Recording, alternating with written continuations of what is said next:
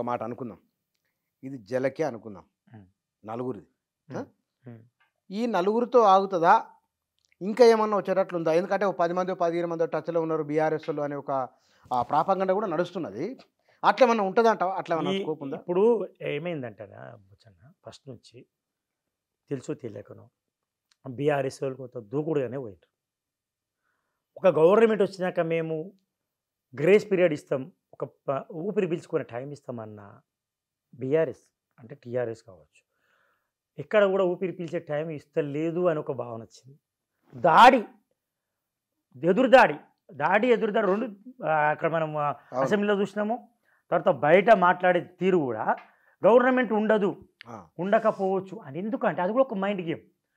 Government పతనం అవుతుందో ఉండదు, స్థిరమైన ప్రభుత్వం కాదు అనే ఒక మైండ్ గేమ్ ద్వారా ఒక మెసేజ్ దంపితే, ఇక్కడ తమ శిబిరంలో ఉన్న 39 మంది ఎమ్మెల్యేలు కావచ్చు, 38 మంది ఎమ్మెల్యేలు కావచ్చు, 37 మంది ఎమ్మెల్యేలు కావచ్చు, వాళ్ళు 39లో 3 తీసేస్తే, ఒక కుటుంబం నుంచి తీసేస్తే 36 నుంచి తీసేస్తే, ఆ 36 మందిలో ఒక భావన తేవడానికి ఈ గవర్నమెంట్ ఏం ఎక్కువ కాలం మనగలిగేది కాదు, ఉనికిలో ఉండేది కాదు, మళ్ళీ మేమే వస్తాం అని ఒక భ్రమను, ఒక విశ్వాసము భావన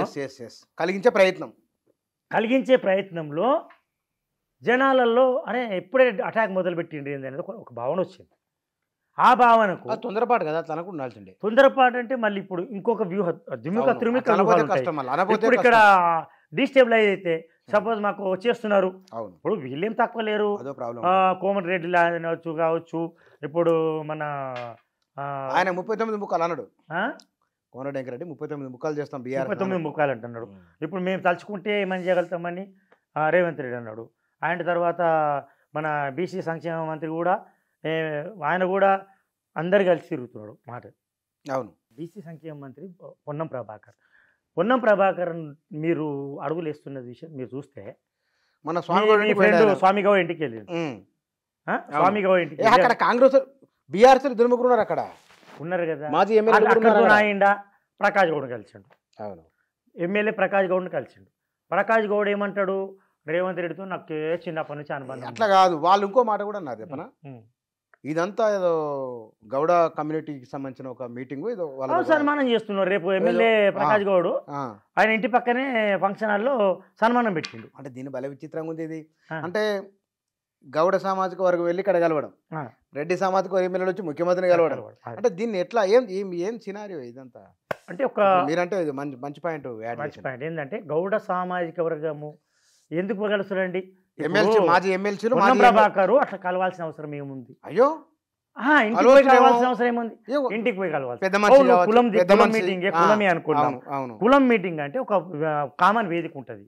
ఈయన మంత్రులను వచ్చి వాళ్ళు కలుస్తారు. వయసురీత్యా పెద్దోడేమో కదా, వయసురీత్యా పెద్దోడు. ఇప్పుడు ఇక్కడ ఏమవుతుందంటే, మంత్రి ఎవరున్నారు పుట్టకాలు చాలా మంది అనుకుంటున్నారు, జనం అనుకుంటుంది, మనం అనుకోవాలి. మంత్రి దగ్గరికి వీళ్ళు పోవాలి, మంత్రి వీళ్ళ దగ్గర రావడం అంటే పార్టీ ఫిరాయింపుల్లో భాగంగానే ఇది ఒక పావులు కదుపుతుర్రు మెల్లగా. కులం పేరు మీద అనుమానాలు ఏముంది, ఇంకా ఆరోపణలు ఏముంది? మనం ఇప్పుడు అబ్జర్వ్ చేస్తలేమా? మనం ఎన్ని అబ్జర్వ్ చేసినాం? తెలంగాణ ఆయుర్వేదం నుంచే ఇటువంటి ఎన్నో మన అడుగులు వేస్తున్నప్పుడే చెప్పొచ్చు, మనం ఆ వాసన బట్టి చెప్పొచ్చు. ఒకటి ఇక్కడ ఇంపార్టెంట్ పాయింట్ మీరు అన్నది, ఎమ్మెల్యే ప్రకాష్ గౌడ్ కలిసి ఎమ్మెల్యే ప్రకాష్ గౌడ్ కావాల్సిన అవసరం ఏముంది? దీనికి మీటింగ్ అయితే స్వామి గౌడ్ ఇంటికి వచ్చి మేము అంతా గౌడ మీటింగ్ నడుస్తున్నాం, దానికి ఒక ముఖ్య అతిథిగానే ఏమో పిలిచినప్పుడు రావాలి.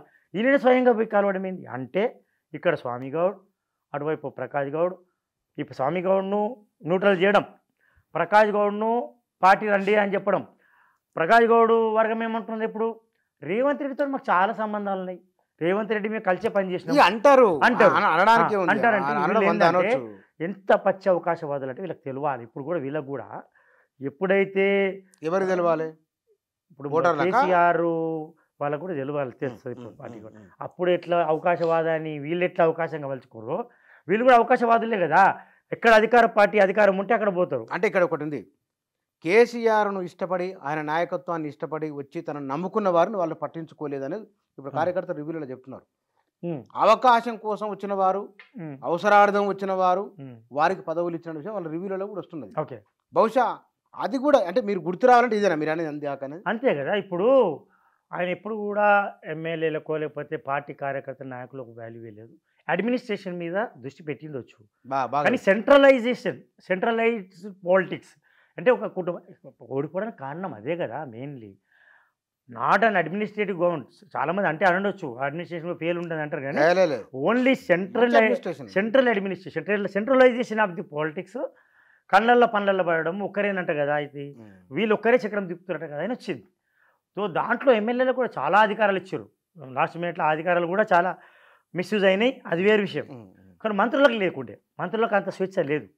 ఇప్పుడు ఈ మంత్రులను కానీ ఎవరు కానీ ఒకటి జూపల్లి ఒకవైపు, పొంగులేటి ఒకవైపు, వీళ్ళు కూడా తక్కువ లేరు. పొన్నం ప్రభాకర్ స్టార్ట్ చేసిండు బీసీ నాయకులను పూలప్ చేయడానికి. ఇవన్నీ కూడా రేపు గౌడ ఎమ్మెల్యేలే సన్మానం ఉంది, అది ఎమ్మెల్యే ప్రకాష్ గౌడ్ ఇంటి పక్కనే. దానికి పొన్నం ప్రభాకర్ ముఖ్య అతిథిగా వెళ్తాడు. ఇవన్నీ రేపు ఉంది, అది ఎగ్జాక్ట్ నాకు అది లేదు. మరి వీళ్ళంతా ఒక వేదిక, ఒక కలుసుకోవడానికి ఒక కారణం కావాలి. ఆ కారణాన్ని ఎంచుకొని పోతున్నారు. ఇప్పుడు నిన్న పోయిండు, బలమైన కారణం లేదు. ఎక్కడ బలమైన కారణం? అభివృద్ధికి సంబంధించిన నిధుల విషయము కింది స్థాయిలో నియోజకవర్గాల్లో మీటింగ్లు అయినప్పుడు ప్రోటోకాల్ పాటించట్లేదు. అరే ప్రోటోకాల్ పాటించకుంటే ఎట్లా? ఎమ్మెల్యేలుగా ఉన్నాం, 2 సార్లు 3 సార్లు అయినా ఎంపీలుగా ఉన్నాం, మేము ఇవ్వట్లేదు, ఆ రెస్పెక్ట్ లేదు. అది చెప్పడానికి వచ్చినాము, నిధులు తెచ్చుకోవడానికి మాట్లాడడానికి వచ్చినాము. మన ఒక విషయం మనం మధ్యలో అయినాము. 2014లో థంపింగ్ మెజార్టీ వచ్చిందని మనం అనుకున్నాం. అవును, కానీ దానికి సాటిస్ఫై పడలేదు, ఎవరు సంతృప్తి చెందలేదు.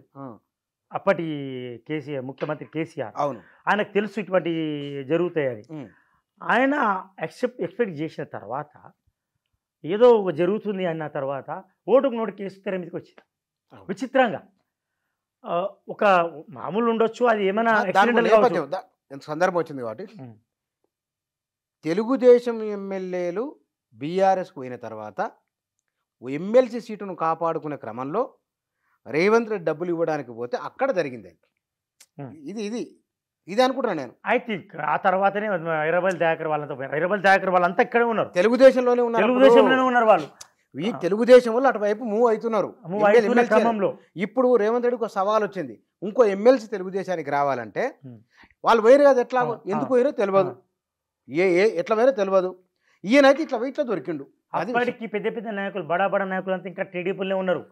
ఎర్రబెల్లి దయాకర్ అటువంటి వాళ్ళు టీడీపీలో ఉంటూనే అసెంబ్లీలో వాళ్ళు వాదించేటప్పుడు నేను చాలా ఆశ్చర్యకరమైన చూసినాను. నేను చంద్రబాబుని తిట్టించే విధంగా వాళ్ళ మాటలు ఉండే, అటాక్ చేసిండ్రు వాళ్ళు ఎవరి మీద, కేసీఆర్ మీద.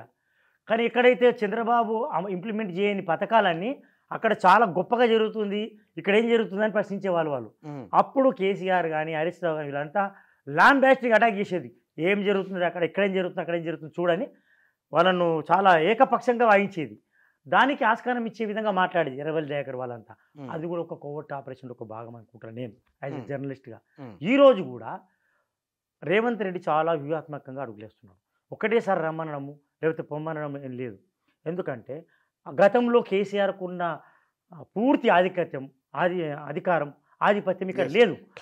ఒక వ్యక్తిని తీసుకురావాలంటే, బొచ్చన్నని తీసుకురావాలంటే మధును మెప్పించాలి, ప్రకాష్ గౌడ్ను తీసుకురావాలంటే ఇంకొకరిని మేము మెప్పించాలి.